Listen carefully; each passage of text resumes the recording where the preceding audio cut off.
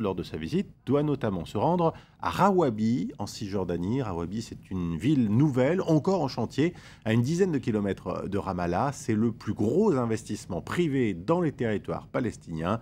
Notre correspondant Gallagher Fenwick s'est rendu sur place à Rawabi pour faire un point sur un projet impressionnant, mais qui suscite, vous allez voir, quelques controverses.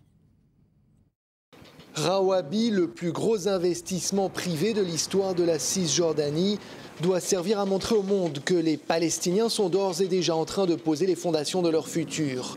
C'est le message que le multimillionnaire Bachar Masri, qui dirige le projet, veut faire passer lorsqu'il parle de la toute première ville planifiée dans les territoires.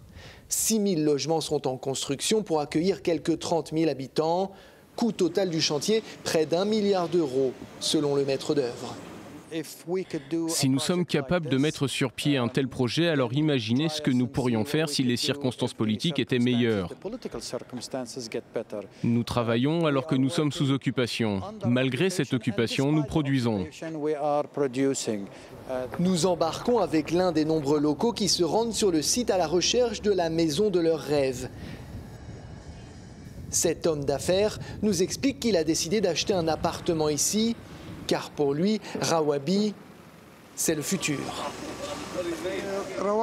Rawabi, pour moi, c'est avant tout une ville nouvelle et moderne. Une ville qui est dotée d'infrastructures nouvelles et modernes.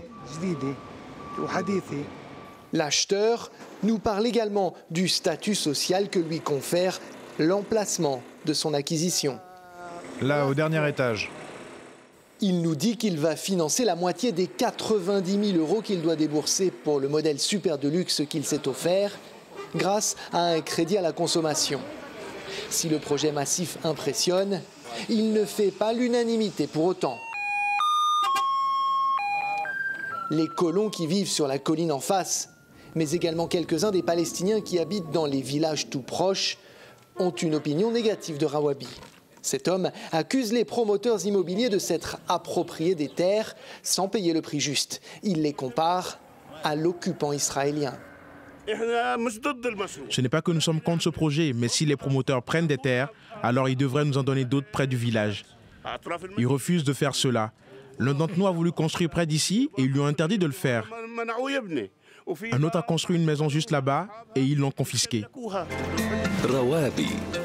Le directeur du projet espère que les tout premiers résidents pourront emménager d'ici le début de l'année prochaine, mais des problèmes majeurs persistent. Il pourrait bien repousser cette échéance.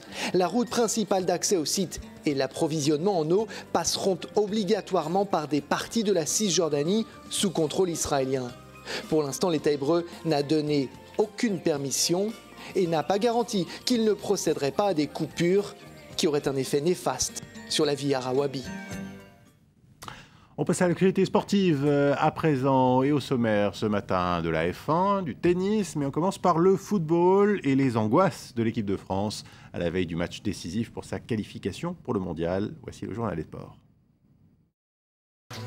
Ils l'assurent, leur orgueil a été touché à la veille du